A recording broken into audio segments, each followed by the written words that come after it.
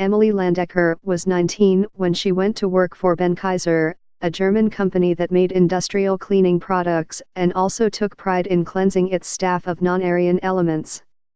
It was 1941. Ms. Landecker was half Jewish and terrified of deportation.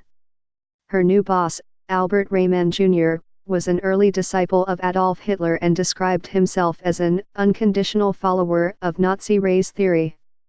Somehow, inexplicably, they fell in love. The story of Ms. Landecker, whose Jewish father was murdered by the Nazis, and Mr. Rayman, whose fervent Nazism and abuse of forced laborers did not stop his family from attaining colossal wealth after the war, is a tale of death and devotion and human contradictions. It is also a tale of modern-day corporate atonement. Decades after World War II, Benckiser evolved into one of the largest consumer goods conglomerates on the planet. Known today as JAB Holding Company and still controlled by the Rayman family, it is worth more than $20 billion and owns Krispy Kreme Donuts, Peet's Coffee, Einstein Brothers Bagels, Stumptown Coffee Roasters, Pret A Manger, Keurig and other iconic breakfast brands. The relationship between Mr. Rayman and Ms. Landecker was for many years a secret. He was married, but had no children with his wife. He and Ms. Landecker had 3, and he adopted them in the 1960s. Today, 2 of them own a combined stake in JAB of about 45%. For decades, they say, they did not know about their father's Nazism and the abuses that took place at the company they inherited, the female forced laborers who had to stand at attention outside their barracks naked. A prisoner of war who was kicked out of a bomb shelter and died. Mr. Rayman and Ms. Landecker, who died in 1984 and 2017, respectively, never spoke about those years. Incriminating documents were destroyed or locked away in a safe. A 2-volume company history glossed over the Nazi era in a handful of pages. But as Benckiser grew, morphing into the globe-spanning JAB, its past became impossible to ignore. Peter Harf, who joined the company in 1981 and became chairman this year, and whose own father was a Nazi, said he never really bought the idea that the organization had nothing to hide. "I knew the stories they told," he said. "It didn't smell right." Around 2012, as JAB was acquiring high-profile coffee brands and drawing global attention, Mr. Harf pressed the family to open its archives to an independent scholar. By 2016, Paul Erker, an economic historian at the University of Munich, took on the task. Only now, 74 years after World War II, are the family and the company grappling with their dark and complicated history. In March, the first findings about the abuse of forced laborers at the company leaked in a German tabloid. Discovering Nazi activity in corporate history is a somewhat regular occurrence in the country, and the crimes of the Raymans were not as severe as, for example, those of the many larger companies with ties to death camps and the expropriation of Jewish businesses. But JAB's portfolio of Sunny coffee and donut brands in the United States made the revelations a global news story. Its employees, there are 180,000 around the world, have reported that customers accuse them of working for Nazis.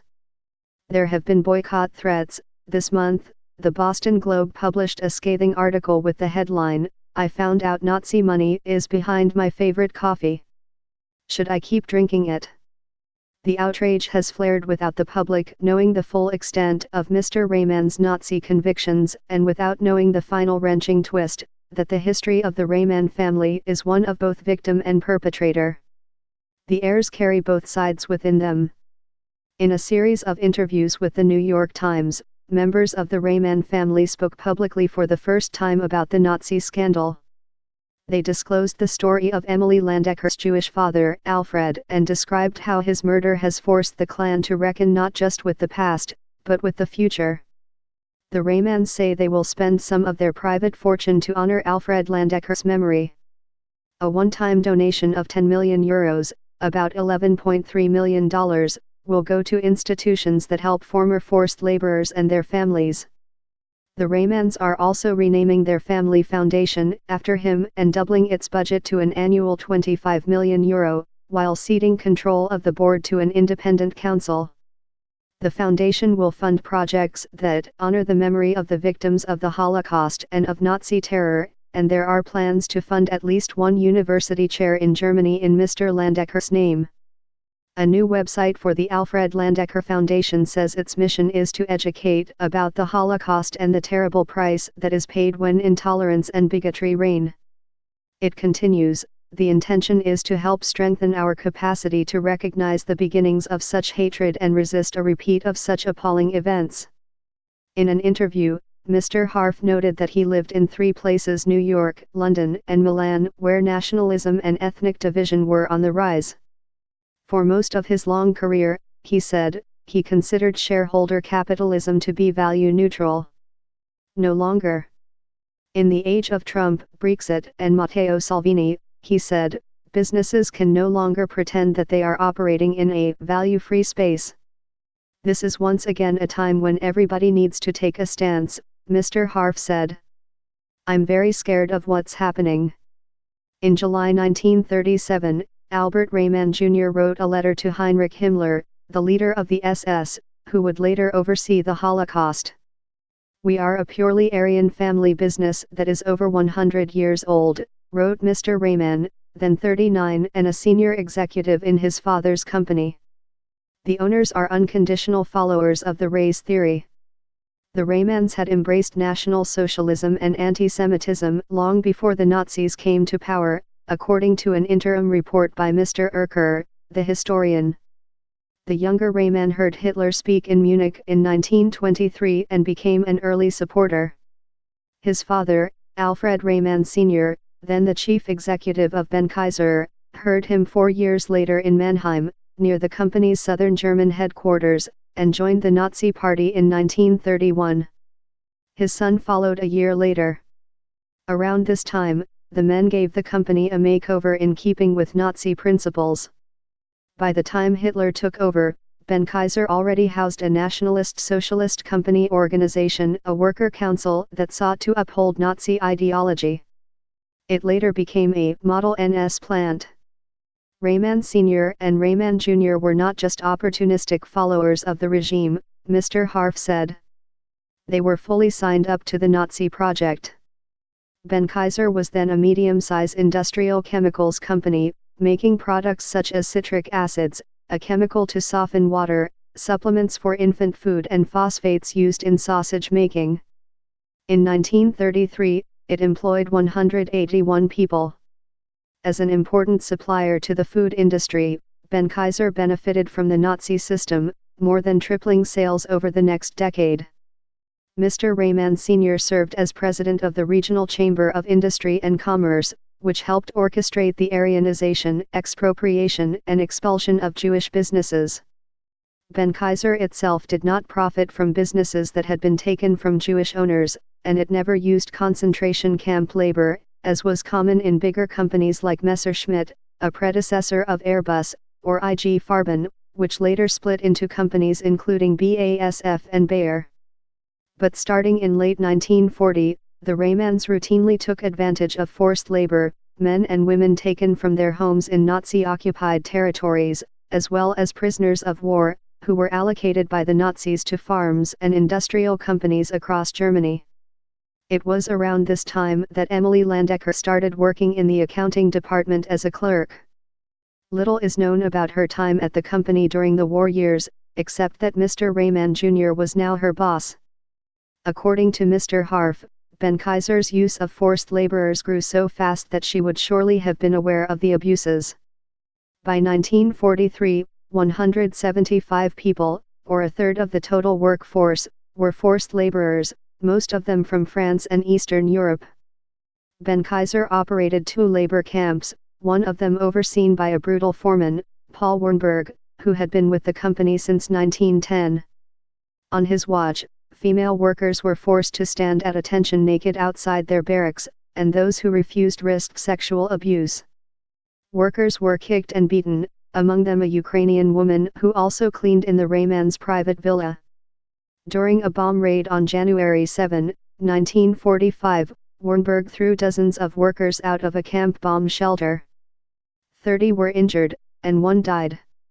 As word of Werneberg's brutality spread, even the local Nazi office in charge of allocating forced laborers reprimanded the Reymans for mistreating their workers. Ms. Landecker would have witnessed it all, said her son, Wolfgang Reymann, in an email. She lived through the horror show happening in our own company, he said. She probably sat in the very bunker when Werneberg threw out the workers. The Reymann's enthusiasm for Nazi ideology never waned, Mr. Erker's research shows. As late as February 1945, Mr. Reymann Jr. believed in the NZA, Hitler's final victory. The war ended that May. A month later, he was arrested and interned by the Allied occupying powers as part of the denazification process. Held in the A block in Camp 73 under prisoner number 20-28, Mr. Reymann Jr. wrote a letter to the commanding officer on September 22, dismissing allegations that he had been an early and enthusiastic Nazi as mere denunciations and insisting that he was in fact a victim of the Nazis. I may conclude that under the circumstances I am at a loss to understand the origin of the above-mentioned allegation, he wrote. I am rather inclined to believe that I was myself closely surveyed by the Gestapo. It worked. While the French initially barred Mr. Reymann Jr. from continuing his business activities, American officials overturned the judgment, classifying him as a follower of Nazism, rather than an active Nazi himself. In 1947, the wealth of the Reymann family totaled 686,000 Reichsmark, or approximately $2.4 million in today's money. Over the decades, the fortune grew in step with Benckiser and its successor companies, and today the family's worth is estimated at €33 billion. On one recent list of the wealthiest families in Germany, the Reymanns ranked second. Wolfgang Reymann said that the only thing his father ever told his children about the war was that the forced laborers had loved the company so much, they cried when the conflict ended and they had to leave. He claimed that the French workers often got some red wine on Saturdays, Wolfgang said, and that transferees from other camps said that Benckiser was the best camp they had ever been in or heard of. That's nonsense, he said, cursing. Ms. Landecker was at work at Benckiser when the Gestapo came for her father. It was April 24, 1942. Around noon, 2 police officers arrived at the family apartment. Her younger brother, Wilhelm, who would later recollect the incident in an unpublished family memoir, opened the door. Is the Jew Alfred Israel Landecker here? One of the officers asked. Wilhelm led them to his father, who had been waiting. A letter had arrived that month, informing him of the date of his deportation. With Germanic precision, it had instructed him to pack one suit, some underwear and a coat with a yellow Star of David sewn to the front. No money or valuables were allowed. So, you dirty Jew, the officer said. Are you ready to take a trip? Alfred Landecker closed his suitcase and put on his coat. Then he hugged and kissed his son for the last time. Willie, stay home so that no one associates my Star of David with you, Mr. Landecker said, and then asked him to say goodbye to his sisters. Give my love to Emmy and Girdle. Behave, and obey God. A few weeks later, one last letter arrived from Mr. Landecker, but only the envelope has survived. It shows that he was interned in Block 3416/2 in Izbica, a ghetto serving as a transfer point for the deportation of Jews to the Belzec and Sobibor death camps in Nazi-occupied Poland. Mr. Landecker, a World War I veteran and successful accountant, had been a loving father. After his wife, a Catholic, died in 1928, he looked after their 3 children by himself.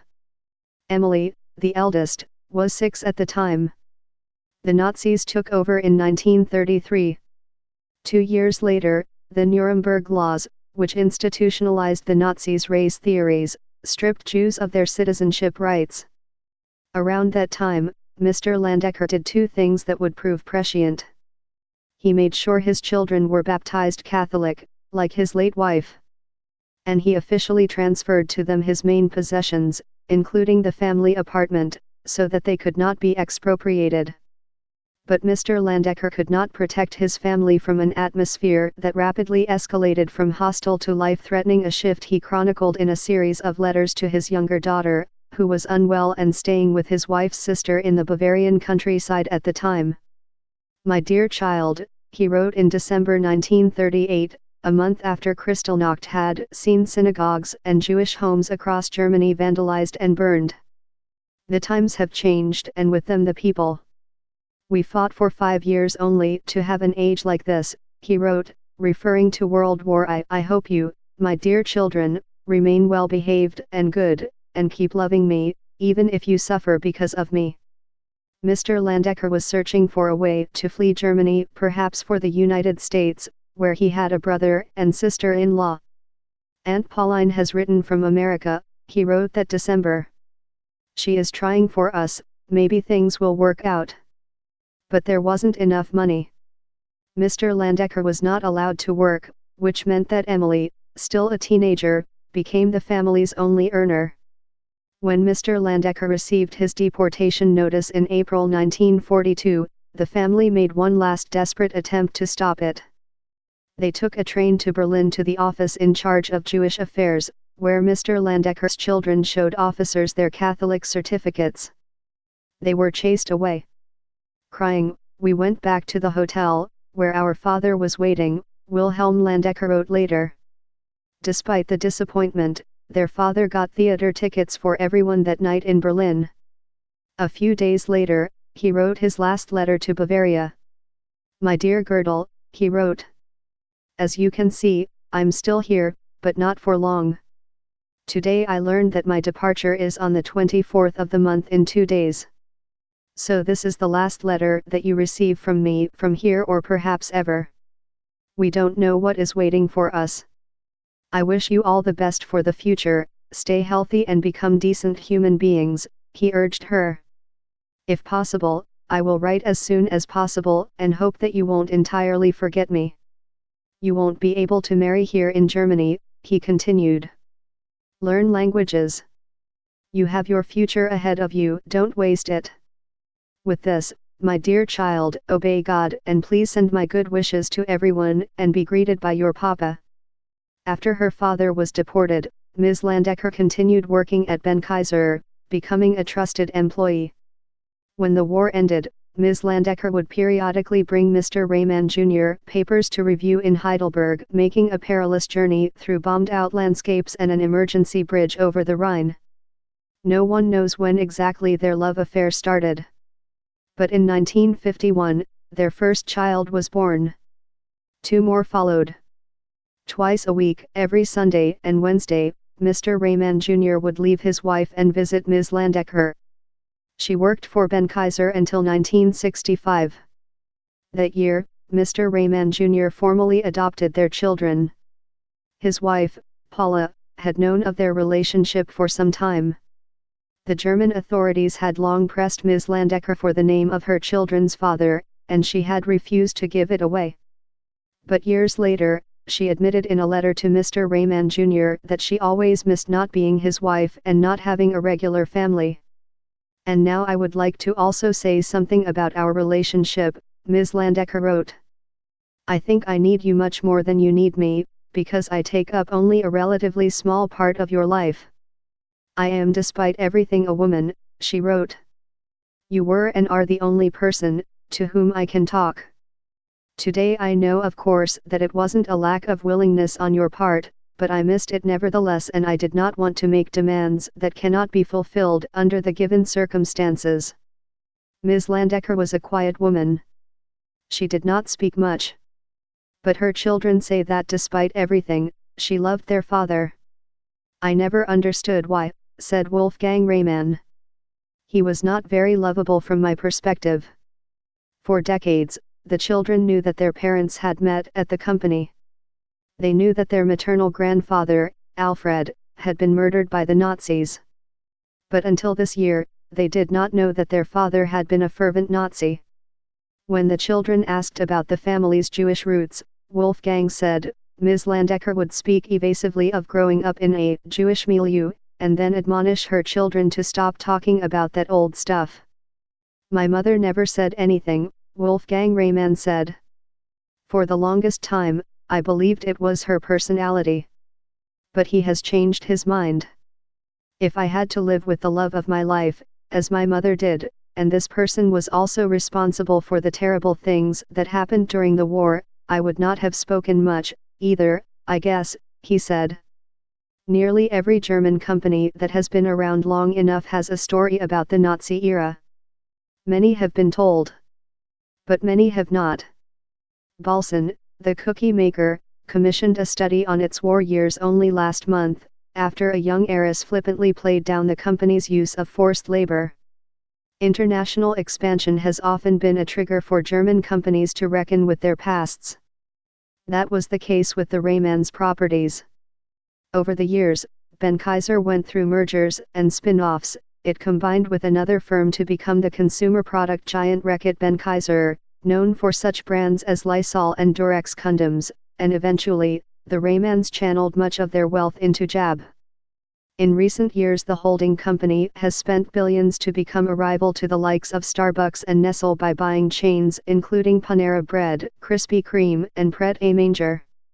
Last year, it also helped Keurig Green Mountain buy Dr. Pepper Snapple for nearly $19 billion. JAB also controls the cosmetics giant Coty, the owner of Calvin Klein fragrances. As scrutiny of the company grew, Mr. Harf urged the Rehmann family to take the initiative and research its history before someone else got there first. The Nazi revelations have stirred the youngest Rehmanns. When I heard and read of the atrocities committed at Benckiser, sanctioned by my grandfather, I felt like throwing up, said Martin Rehmann, 30, who is a grandchild to Ms. Landecker and Mr. Rehmann Jr. I cannot claim that I was very interested in politics before. I was just living my life. But after what happened, I changed my mind. I have to do something. In our family council, the younger generation created a little bit of a rebellion. By renaming its foundation after Alfred Landecker, the Rehmann family is bringing back one name from the millions killed by the Nazis. But it is also explicitly linking the memory of crimes past to today's fight to preserve the values of liberal democracy. What we can learn from history and how we can learn from history is at the core of this foundation, said Norbert Free, the chairman of its Academic Advisory Council. A respected German historian at Jena University, he has led investigations into the Nazi pasts of other companies, including Bertelsmann. This is not just about researching and remembering the past, he added. It's about stabilizing and maintaining democracy today.